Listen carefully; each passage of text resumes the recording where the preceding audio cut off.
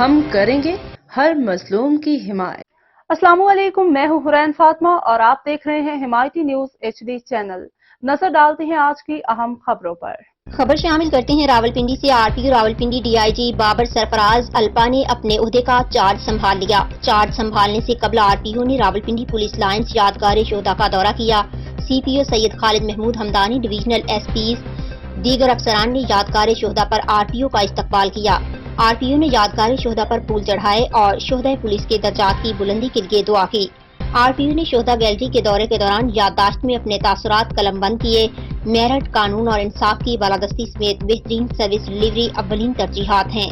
RPO Babar سرفراز الپا، شہداء کی families اور پولیس ویلفیئر کے لیے ہر ممکن اقدامات کیے جائیں گے۔ RPO بابر سرفراز الپا۔